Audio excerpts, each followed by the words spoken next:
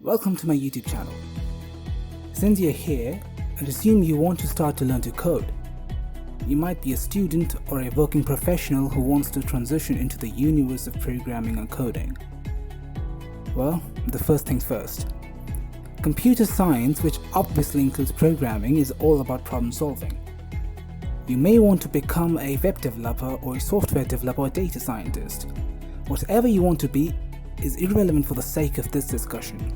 That is to say, you could be anything you want to be. But what all these professionals do is they solve problems. Obviously, with different types of job profile comes different types of problems, but what they all do at a very fundamental level is problem solving. Problem solving is the single most important skill for a computer scientist.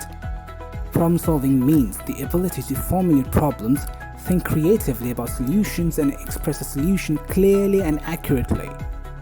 As it turns out, the process of learning to program is an excellent opportunity to practice problem-solving skills. So, how to learn to code?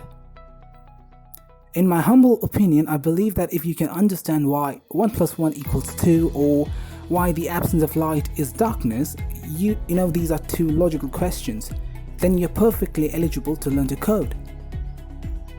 Programming is mostly about solving the problem by deeply understanding the abstraction and metaphysics of the problem than just typing the code into an IDE or an editor. So, in this series, I will heavily focus on how to solve a problem, underline the metaphysics of the problem, and I will demonstrate what's actually happening behind the curtain inside a computer when you type in a code. By the virtue of my effort, I'll prove to you that all you need is an unquenched curiosity and perseverance to learn to code. The language that I'll be using is Python. I chose this language because it is beginner friendly and its learning curve is very shallow. That means you can learn a lot of things quickly when compared to other languages out there like Java or C++. It is so because Python is very intuitive.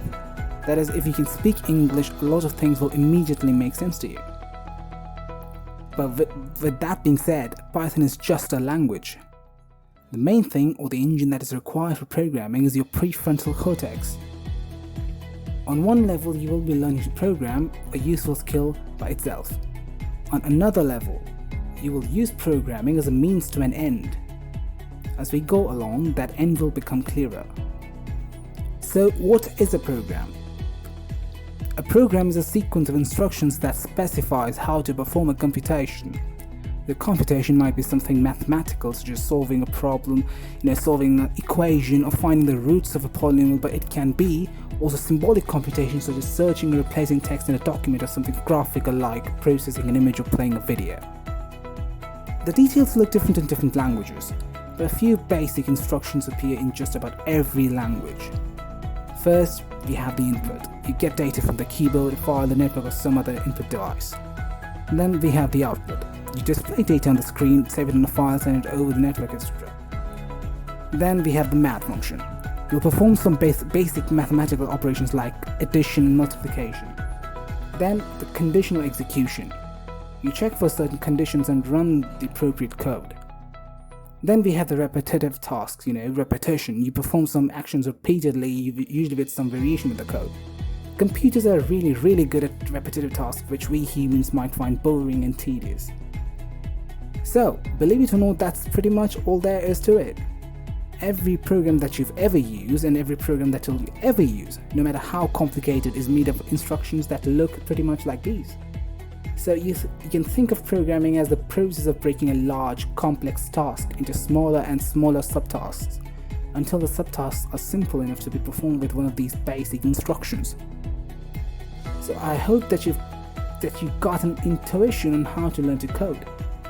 I would like to take this moment to encourage all of you to subscribe to this YouTube channel to be notified when my next video comes, and hit the like button if you found this video somewhat useful. Till next time, cheerio.